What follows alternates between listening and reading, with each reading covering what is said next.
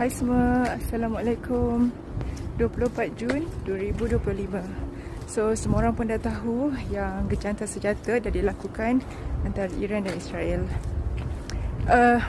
Mungkin korang akan terkejut bila saya cakapkan ni, tapi sebenarnya ada orang-orang Iran, especially yang dah dibuang negara, diorang tak suka dengan berita ni. Sebab apa? Sebab diorang harapkan yang US dan Israel akan membantu diorang untuk menggulingkan kerajaan sekarang. Tapi saya tak nak komen lanjut pasal tu. Yang saya tahu sekarang, selepas gencatan senjata ni, keluarga mertua saya selamat dan tak ada lagi kemusnahan yang akan berlaku.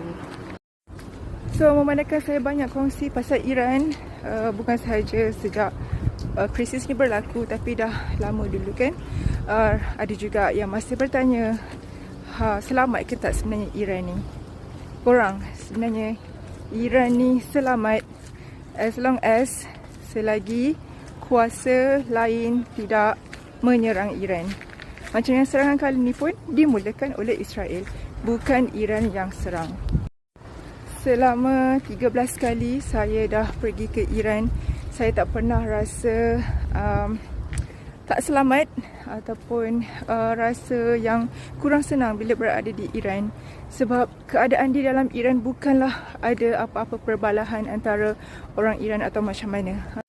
Mana-mana yang pernah pergi Iran pun akan kongsikan perkara yang sama. Sebab orang Iran semuanya baik. Bukan sebab saya punya suami orang Iran, tapi itulah keadaan sebenarnya, reality dia. Diorang ni sangat welcoming, diorang ni sangat menjaga tetamu.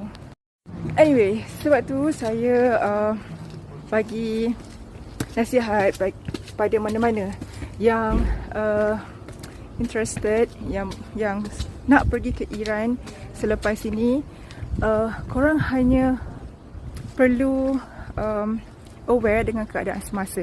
Sekiranya berlaku apa-apa ancaman dari negara lain terhadap Iran. Kalau dah berada di dalam Iran dan tiada ancaman tu, 100% saya boleh garanti sangat-sangat selamat dan you all akan enjoy trip ke Iran. Ada juga yang baru follow saya komen, saya tak sangka Iran cantik macam ni, banyak budaya, banyak keunikan. Yes, Iran, itulah Iran. Apa yang saya kongsikan, itulah Iran. Okay, so sebab tu saya harap dengan perkongsian saya dapat beri kesedaran dan pengetahuan untuk kebanyakan orang Malaysia, especially tentang Iran yang sebenar.